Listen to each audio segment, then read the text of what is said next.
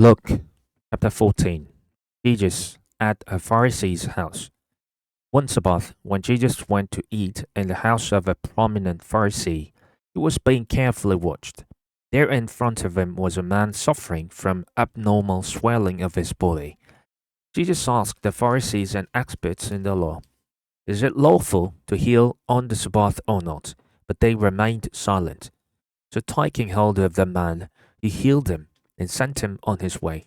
Then he asked them, "If one of you has a child or an ox that falls into a well on the Sabbath day, will you not immediately pull it out?" And they had nothing to say. When he noticed how the guests picked the places of honor at the table, he told them this parable.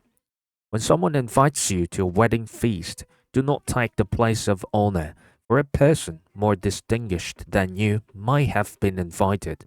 If so, the host who invited both of you will come and say to you, "Give this person your seat." Then, humiliated, you will have to take the least important place.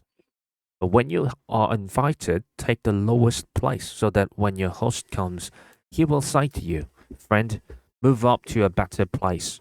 Then you will be honored in the presence of all the other guests. For though all those who exalt themselves will be humbled, and those who humble themselves will be exalted. Then Jesus said to his host, "When you give a luncheon or dinner, do not invite your friends, your brothers or sisters, your relatives, your rich neighbors. If you do, they might invite you back, and so you will be repaid. But when you give a banquet, invite the poor, the crippled, the lame, the blind, and you will be blessed. Although they cannot repay you, you will be repaid at the resurrection of the righteous." The parable of the great banquet. When one of those at the table with him heard this, he said to Jesus, "Blessed is the one who will eat at the feast in the kingdom of God." Jesus replied, "A certain man was preparing a great banquet and invited many guests. At the time of the banquet, he sent his servant to tell those who had been invited, 'Come, for everything is now ready.' But they all alike began to make excuses. The first said, 'I have just bought a field, and I must go and see it. Please excuse me.' Another said, 'I have just bought 5 yoke of oxen, and I'm on my way to try them out. Please excuse me.'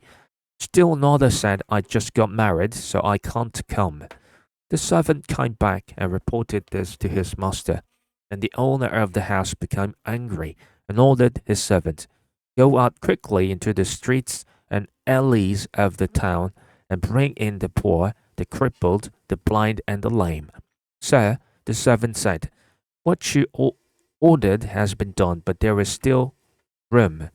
Then the master told his servant, 'Go out to the roads and country lanes and compel them to come in, so that my house will be full. I tell you, not one of those who were invited will get a taste of my banquet.'" The cost of being a disciple. Large crowds were traveling with Jesus, and turning to them, he said, "If anyone comes to me and does not hate father and mother, wife and children, brothers and sisters, yes, even their own life, such a person cannot be my disciple. And whoever does not carry their cross and follow me cannot be my disciple. Suppose one of you wants to build a tower. Won't you first sit down and estimate the cost to see if you have enough money to complete it? For if you lay the foundation and are not able to finish it, everyone who sees it will ridicule you, saying, 'This person began to build but wasn't able to finish.' Or suppose a king is about to go to war against another king. Won't he first sit down and consider whether he is able with 10,000 men to oppose the one coming against him with 20,000? If he is not able, he will send a delegation while the other is still a long way off, and will ask for terms of peace. In the same way, those of you who do not give up everything you have cannot be my disciples. Salt is good, But if it loses its saltiness, how can it be made salty again? It is fit neither for the soil nor for the manure pile. It is thrown out. Whoever has ears to hear, let them hear.